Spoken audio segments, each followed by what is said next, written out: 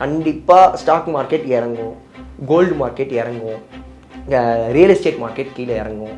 இந்த மாதிரி நேரத்தில் என்ன பண்ணலாம் அப்படின்னா டெப்ஸை கிளியர் பண்ணிடணும், ரெடி கேஷாக வச்சுக்கணும். ரெடி கேஷாக வச்சுக்கணும்னா நான் வந்து கையில் கேஷாக வச்சுக்கணும்னா வீட்டில் பிளாக் மணியாக வச்சுக்கணும்னு நான் சொல்லலை. உங்களுக்கு பேங்க்கில் கேஷாக மெயின்டைன் பண்ணணும்.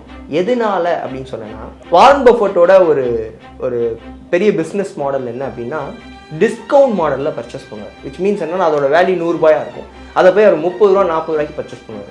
அது எப்படி 100 ரூபா இருக்கக்கூடிய பொருள் 30 ரூபா 40 ரூபாய்க்கு பர்ச்சேஸ் பண்ணுறதுனா லைக் திஸ் தான். இப்போ நீங்கள் ஒரு அப்பார்ட்மெண்ட் போய் பார்க்குறீங்க, அந்த அப்பார்ட்மெண்ட் வந்து அதை அவங்க லான்ச் பண்ணும்போது 1 கோடி ரூபா சொல்லியிருப்பாங்க. அதை ஒருத்தர் பர்ச்சேஸ் பண்ணியிருப்பாரு, அவரால் ரீபேமெண்ட் பண்ண முடியல, அது ஆக்ஷனுக்கு வந்திருக்கும். அதே அப்பார்ட்மெண்ட் 50 லட்ச ரூபாய்க்கு வாங்க. தட் இஸ் அ டைம் ஃப்ரேம்னு சொல்லுவாங்க. இப்போ நாங்கள் வந்து ஸ்டாக் மார்க்கெட்டில் ட்ரேடர்னா ஒரு டைம் ஃப்ரேம் பார்ப்போம், ஸ்விங் ட்ரேடர்னா ஒரு டைம் ஃப்ரேம், இன்வெஸ்டர்னா ஒரு டைம் ஃப்ரேம், பிக் டைம் ஃப்ரேம்னு சொல்கிறேன்ல.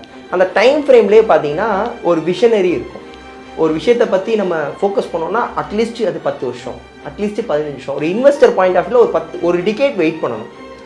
இன்றைக்கி எல்லாரும் என்ன பண்ணிடுறாங்கன்னா, நான் இந்த விஷயம் பண்ணிட்டேன், எனக்கு நாளைக்கே ரிசல்ட் வரணும், எனக்கு அடுத்த மாதமே அதோட இம்பாக்ட் கிடைக்கணும். 6 மாதம் பார்க்குறாங்க, 6 மாதத்தில் இம்பாக்ட் வரலையா, நமக்கு இதுக்கு செட் ஆகுது பொழுது நம்ம அடுத்ததை நோக்கி போயிடலாம். அது எதுவாக இருந்தாலும், அது பிஸ்னஸாக இருக்கட்டும், பர்சனல் லைஃபாக இருக்கட்டும், எனிதிங்காக இருக்கட்டும், அந்த ஒரு லாங்கரே பார்க்காம ஷார்ட்டர் டைம் பீரியடில் போயிடுறாங்க. ஆனால் இங்கே மெஜாரிட்டி பீப்புள் சக்ஸஸ் ஆனவங்க எல்லாருமே லாங்கர் டைம் ஃப்ரேமை ஃபோக்கஸ் பண்ணி ஒர்க் பண்ணுவாங்க.